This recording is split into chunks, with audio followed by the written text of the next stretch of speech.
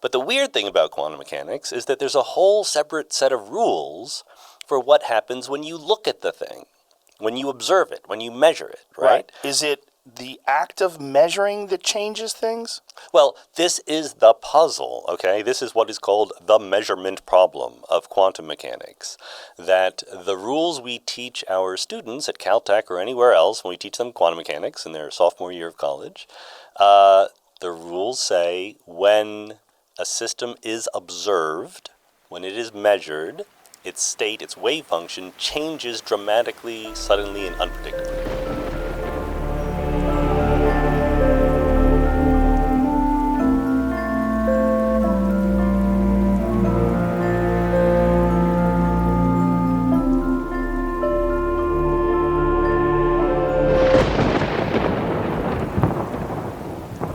La última historia que leí fue escrita por Neil Gaiman hace casi 30 años y se llama Neverwhere. Desde el principio la premisa ya me había llamado la atención, porque es la historia de un hombre que llega por accidente a una ciudad que no existe. ¿Cómo es posible?, te estarás preguntando. Bueno, Richard, el protagonista, no empieza directamente en ese lugar. Primero, en el camino yendo a una reunión con su novia para encontrarse con el jefe de ella en un bar de Londres, se cruza con una mujer malherida en la calle, una mujer que casi no puede ni caminar, que está perdiendo mucha sangre. A su novia, una persona antipática, frenarse le parece una locura, así que ella sigue sola hasta su destino, enojada. Pero Richard levanta en brazos a aquella mujer y la lleva a su casa. Ahí ella le dice que prefiere no involucrarlo en su asunto, pero que si quiere ayudarla, podría hacerle un favor: ir a una dirección a encontrarse con alguien que le conseguiría un guardaespaldas. Lo que sucede después es inexplicable. Richard se encuentra con Carabas, el hombre del que le habló a aquella chica, y ambos emprenden un camino corto por debajo de las calles de Londres, a buscar quién sabe qué. Caminan un rato por el paso subterráneo, y de una escalera de las alcantarillas, Richard llega a una misma escalera, pero ahora en el lateral de un edificio muy alto. Así, como si nada. La misma escalera en dos lugares diferentes. Cuando ingresaron por la alcantarilla era de noche, ahora es de día. Y no pasaron más que unos minutos entre medio. ¿Qué es lo que ve Richard cuando mira hacia abajo?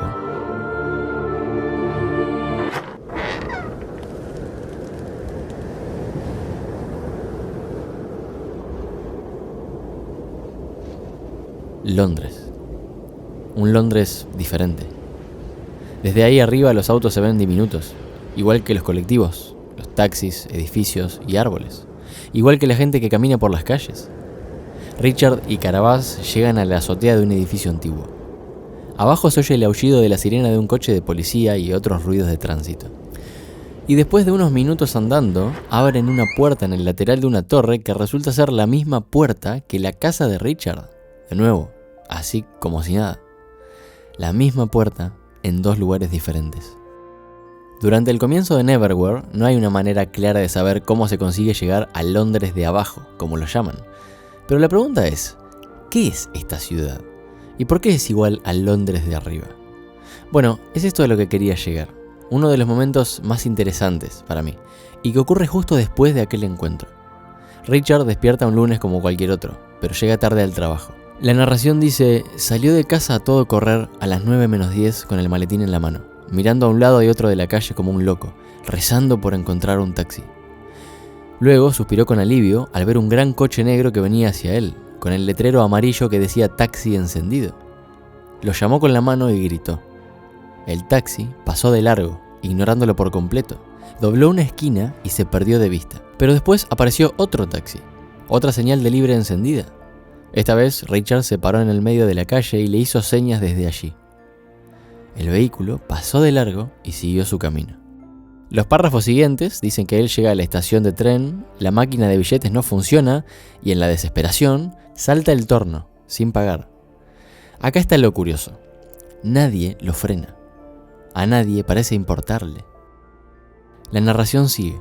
De pequeño, Richard había tenido pesadillas en las que simplemente no existía. No importaba cuánto ruido hiciera, nadie se fijaba en él. Posiblemente ya te hayas dado una idea de qué es lo que está ocurriendo. Y para confirmarlo, déjame describirte el momento en que él llega a su trabajo. Por supuesto, llega tarde. Y entonces ve que sus cosas no están donde deberían estar. Sus pertenencias no están en su lugar de trabajo. Ahí no hay más que una mesa vacía. Confundido, pregunta a una de las mujeres que conoce allí qué fue lo que pasó. Pero ella no lo reconoce. Nadie de los que trabajan en su edificio lo reconocen, ni siquiera su propia novia. Las cosas que pasan al principio de Neverwhere son un poco raras. Por ejemplo, después de creer que estaba teniendo una pesadilla, Richard va a su departamento, entra a bañarse y después escucha que alguien abre con llave la puerta principal, la puerta de su propia casa. Es un trabajador de una inmobiliaria que viene con 2 personas para mostrarles el lugar. Pero si su casa no está en venta, ¿y por qué nadie le avisó que iba esa gente? Asustado, Richard se tapa con una toalla y apenas después de que ellos entran al baño, siguen hablando como si nada. Lo mismo, parece que no lo ven, que no lo escuchan. Las cosas raras no paran de ocurrir.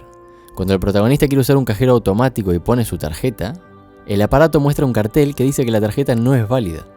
Y cuando a la salida del lugar un vagabundo le pide una moneda, Richard, cansado de todo, le da la tarjeta y le dice: «Tome, quédesela. En la cuenta hay unas 1500 libras, si usted es capaz de sacarlas». El vagabundo agarra la tarjeta con sus manos sucias y sin emoción dice: «1000 gracias. Con esto y otros 60 peniques podré pagarme un café». ¿Un café? El dinero no vale lo que debería valer.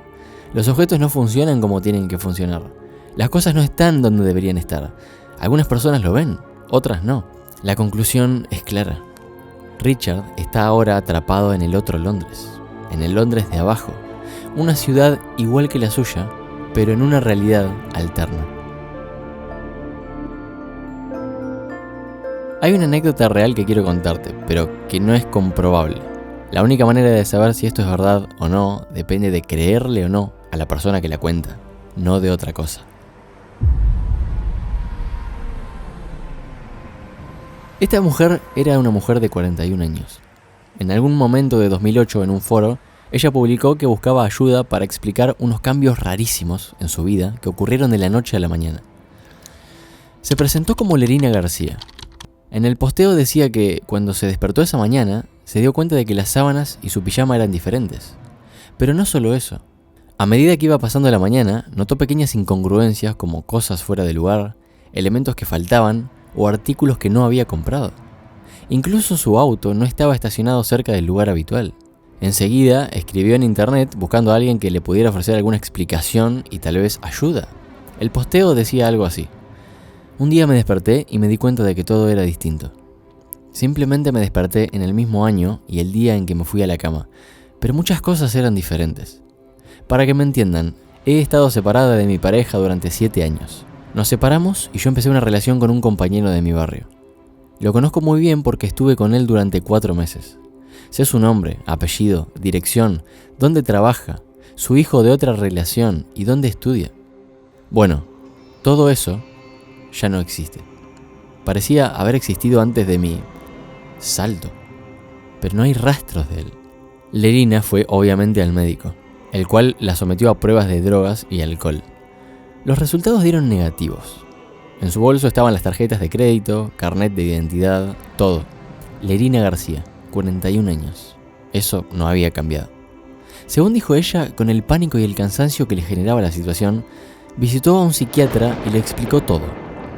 El profesional le dijo que eran alucinaciones, que no se tenía que preocupar, pero algo le decía a ella que no era el caso. «Juro que todo lo que estoy diciendo es verdad y que estoy cuerda. Mi propia familia no recuerda cosas como la cirugía realizada en el hombro de mi hermana hace unos meses. Ella dice que nunca se ha operado». Lerina sufrió estrés y depresión y terminó su historia con una petición de ayuda. «Por favor, si alguien ha tenido una experiencia similar, pónganse en contacto conmigo para ver lo que me puede haber pasado. No encuentro ninguna patología que coincida con mi experiencia. Durante 5 meses estuve leyendo todas las teorías que he encontrado y estoy convencida de que ha sido un salto entre planos o algo así. Una decisión que tomé que ha causado que las cosas cambien». Cuando investigué sobre esto, por supuesto, no lo creí en lo más mínimo, aunque muchas otras personas dijeron haber experimentado situaciones parecidas. Está bien, puede haberle pasado, pero nuestro cerebro juega mucho con nosotros a veces, y nos hace creer cosas que no son reales. ¿No? En 2013 entré a la carrera de biotecnología porque la ciencia es algo que siempre me gustó. El primer día me confundí de aula y tapé un inodoro. No tiene que ver con el tema, pero quería dejar el recuerdo anotado en algún lado. No terminé la carrera, pero sí me acuerdo de unos días donde conversábamos sobre mecánica cuántica y me parecía una locura. ¿Alguna vez escuchaste hablar del gato de Schrödinger?, me preguntó un compañero. No, dije yo. ¿Qué es? Schrödinger es un científico. Hizo un experimento imaginario muy simple de describir, pero muy complejo de entender. Consiste en introducir un gato adentro de una caja que tiene una ampolla de gas tóxico en su interior. Lo único que sabemos es que esta ampolla tiene la particularidad de que se puede romper sola en cualquier momento, liberando el gas. Dejamos la caja cerrada durante un tiempo. Unas horas, por ejemplo. Ahora, con la caja cerrada y con el tiempo que pasó, la ampolla puede haberse roto y el gas tóxico haberse liberado. Te hago una pregunta, dijo mi compañero. Sin abrir la caja, ¿el gato está vivo o muerto? A lo que justo otro compañero llegó corriendo y nos interrumpió. Chicos, el inodoro está tapado. No sé, respondí yo. Para saberlo, debería abrir la caja. Exacto, dijo mi compañero. Eso es a lo que quería llegar. Y después me dijo la respuesta que me dejó pensando. El gato está vivo y muerto al mismo tiempo. Hablar de mundos paralelos, de realidades alternas, como quieras llamarlo, es hablar de ciencia, pero también de ficción. Durante mucho tiempo fueron apareciendo cada vez más obras que intentan plasmar cómo es que estas cosas podrían funcionar. En BioShock Infinite, el juego de 2013, el protagonista Booker DeWitt es llevado por 2 personas a un faro en una isla. En la puerta hay una nota que dice: DeWitt, tráenos a la chica y borra la deuda. Esta es tu última oportunidad. Adentro de la estructura, él se sienta en una silla y un cohete lo transporta directamente a Columbia, una ciudad flotante liderada por el profeta Zachary Comstock. Todo está bien en Columbia, hasta que alguien descubre que DeWitt lleva en su brazo las iniciales AD, iniciales que Comstock advirtió que estaban grabadas en un falso profeta. De hecho, ya había puesto carteles para mantener alerta a la gente, y la gente se alertó. Comstock advirtió su profecía. DeWitt se iba a llevar a una mujer llamada Elizabeth y provocaría la caída de la ciudad de Columbia. Por eso había que detenerlo. Obviamente, DeWitt es perseguido hasta que llega a una torre donde está Elizabeth retenida. Durante el tiempo que escapan juntos, el protagonista nota una habilidad particular que tiene ella. ¡Abriré un desgarro! ¡Oh, ¡mierda! ¿Qué es eso? Es un desgarro. Solía abrirlos constantemente en mi torre. ¿Qué es un desgarro? Es como una ventana. Una ventana a otro mundo. La mayoría de las veces son muy sosos. Una toalla de otro color, té en vez de café. Pero a veces ves cosas asombrosas. Y entonces lo abro del todo. Mira. Dios santo. No tendrás un dirigible por ahí, ¿verdad? Lo dudo mucho. Pero sí que hay algo. Yo... ¡Oh, no! ¡Ciérralo! ¡Eso intento! ¡Ciérralo! Hay un momento, por ejemplo, en el que la aeronave la roba una mujer llamada Daisy Fitzroy, líder de una organización rebelde compuesta por trabajadores y extranjeros que sufren a manos del gobierno de Columbia. Ella quiere negociar. Dice que va a devolverle la aeronave a DeWitt si él recupera un cargamento de armas de los barrios bajos de Columbia. Ok, el problema es que cuando el protagonista y Elizabeth llegan a ver al armero, él está muerto. ¿Qué solución encuentran al problema? Ahora habrá que buscar a otro que nos haga esas armas. No. La muerte es la muerte, Elizabeth. La muerte es la muerte. ¿Qué diablos sabéis? Yo veo cara. Pero yo veo cruz. Todo es cuestión de perspectiva. ¿Por qué nos seguís? ¿Quién os envía? ¿Comstock? ¿Qué queréis de...? ¿Y qué ves aquí, desde este ángulo? Muerto. Escuchad. ¿Y ese ángulo? Vivo. Booker. Chen Lin. El cuerpo no está. ¿Nunca estuvo aquí? Es otra Columbia. Una Columbia distinta. La misma moneda. Distinta perspectiva. Cara, Cruz. muerto. Vivo. Tenemos que pasar a esta otra Columbia. Si nos metemos en este desgarro, creo que no podremos volver. ¿Seguro que estás listo? Elizabeth abre un desgarro a otra ciudad de Columbia. Mejor dicho, es la misma, pero con algunos cambios. Es una Columbia donde el armero está vivo. No entiendo cómo es que Chen Lin está vivo. Estamos en un mundo donde nunca fue asesinado. En algún lugar descubriremos por qué, supongo. Dudo que puedas cambiar algo así y que todo lo demás se mantenga exactamente igual. Literalmente segundos después de esto, me encuentro con 2 hombres. Pero recordé que antes los maté. Estaban muertos. En este mundo no. El escape continúa, y los desgarros a otros mundos siguen funcionando hasta que llegan a entrar a una realidad donde el protagonista ya no es aquel falso pastor. Una realidad donde él no es perseguido. Una donde cumple un papel diferente. ¡Eres Booker DeWitt, el héroe de los Vox! ¿Pero de qué coño están hablando? Mira ese cartel. En este mundo, eres un héroe. Recuerdo dirigir a los Vox. Slate y yo arrasamos el Salón de los Héroes. Booker. Está sangrando. Cuesta pensar. Hay 2 recuerdos ocupando un mismo Booker, sitio. céntrate en esto. Vamos a localizar a Daisy. Las cosas habían empezado a desarmarse un poco. Ya no sabía quién era mi protagonista, dónde estaba, ni si lo que estaba haciendo tenía un peso real. Cada vez que Elizabeth abría un desgarro, cambiaba la ciudad, las reglas, el estado de las cosas. Sin embargo, lo que me dejó pensando de esto no es que solo existen estos mundos, sino que todos ellos coexisten, que están uno encima del otro, superpuestos. Todos están existiendo al mismo tiempo. En ciertos momentos da la sensación de que ya no hay una línea recta ni un héroe definido, solo versiones alternativas. Si esto fuera posible, ¿cuántas vidas dejamos de vivir por cada decisión que tomamos? ¿Cuántas versiones de uno mismo existirían ahí afuera? Hace 100 años, los físicos llegaron a la conclusión de que la energía, como la luz, el magnetismo o la electricidad, adoptaba la forma de ondas. De hecho, todavía hoy hablamos de ondas. El descubrimiento de que todas las formas de energía eran ondas fue uno de los grandes avances de la física del siglo XIX. Pero años más tarde se empezó a dudar si la luz era una onda o una partícula. Thomas Young quiso comprobar que la luz era una onda. En un experimento hizo pasar un haz de luz a través de una endija, una sola endija, y proyectarla en una placa. Los resultados fueron evidentes. Se formó una franja de luz sobre la placa. Después añadió otra endija e hizo pasar de nuevo la luz por ambas. Y lo que observó fue un patrón. Este patrón no era nada raro, sino que favorecía a su teoría de que la luz era una onda. Las ondas se superponían y sus efectos se contrarrestaban. Por esa razón se obtenían esos patrones intercalados. El otro experimento fue igual, pero lanzando una ráfaga de partículas de luz. Este no es el mejor término, pero para que se entienda. A través de una sola endija se formó una sola franja, como era de prever. Cuando pusieron 2 endijas, ¿qué vieron entonces? Bueno, estas no son ondas que puedan interferir entre sí. Son partículas muy pequeñas. Obviamente se van a formar 2 franjas, ¿no? No. Eso no fue lo que pasó. Al pasar las partículas por las 2 endijas, en la placa se formó el mismo patrón que generaban las ondas. La explicación que se le dio a esto fue que las partículas interferían unas con otras. Así que para que esto no ocurra, configuraron el aparato para que disparara solo de a una partícula por vez. Lo que vieron fue insólito. Exactamente el mismo patrón.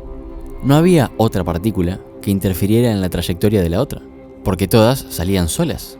Sin embargo, algo interfería, no había dudas. Lo que interfería tenían que ser otras partículas, pero ¿dónde estaban? Tan poco optimistas como se veían estos resultados, los científicos decidieron usar detectores para ver qué ocurría, porque claro, estas partículas no se podían ver a simple vista. Se usó un detector para cada endija.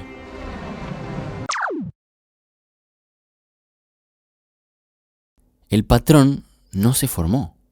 Los detectores no observaron más que partículas individuales siguiendo su recorrido. Cuando volvieron a sacar los detectores, se volvió a formar el patrón. Ponían los detectores 2 franjas. A ver, la respuesta vuelve a ser poco intuitiva. La partícula de luz pasa por ambas endijas a la vez y se interfiere a sí misma. No se divide de la mitad, no se duplica. Es la misma en 2 lugares diferentes. Así es como funciona la mecánica cuántica. las reglas que escapan a nuestra comprensión. Una partícula pasa por una endija u otra solo cuando los detectores están funcionando. Si no la observamos, pasa por ambas a la vez. ¿Estaba vivo el gato adentro de la caja de Schrödinger? ¿Estaba muerto? ¿O estaba en ambos estados a la vez? Que Dios se apiade.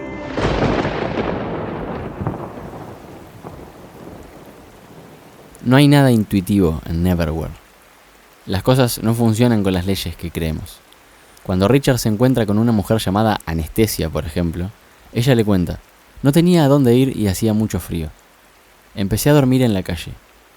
Dormía por el día y por las noches andaba por ahí para no quedarme quieta. Solo tenía 11 años. Empecé a ir por las calles donde había mercados callejeros y a recoger la fruta podrida y las cosas que tiraba la gente. Por aquel entonces vivía debajo de un paso elevado en Notting Hill. Y concluye: cuando desperté, estaba en Londres de abajo. Richard le pregunta: ¿alguna vez has intentado volver a todo esto? Las casas tranquilas, caldeadas, habitadas, coches circulando en la noche, el mundo real. Y ella le responde: no puedes volver. Es una cosa o la otra. Nunca nadie ha podido tener las dos. El Londres de Neverwhere no es solo una versión alterna del Londres original.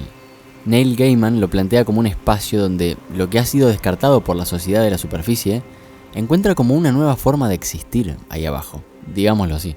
Los vagabundos, los inadaptados, los locos, los marginales, ahora tienen otro lugar adentro del sistema. Tienen otra importancia para la sociedad. Hubo muchos eventos, muchas posibilidades que hicieron que aquel Londres tomara ese camino. Y es una realidad que solo existe cuando empezás a verla. El Londres de abajo son los restos del de arriba. Túneles abandonados, estaciones de metro olvidadas, pasadizos imposibles, mercados flotantes, puentes que exigen un precio más alto que el del peaje. Cada lugar tiene una historia que se construyó diferente, que tomó otro camino que su alterno. Los nombres de las estaciones cambian. Knightsbridge, por ejemplo, de la ciudad de arriba, es en realidad Knightsbridge abajo, y es un puente que cobra vida y exige sacrificio para permitir el paso. Al fin y al cabo, esta es una historia de fantasía oscura. Pero lo que más cuesta entender en Neverwhere es lo siguiente: el Londres de arriba y el de abajo no son dos lugares físicos diferentes. Son el mismo y existen a la vez.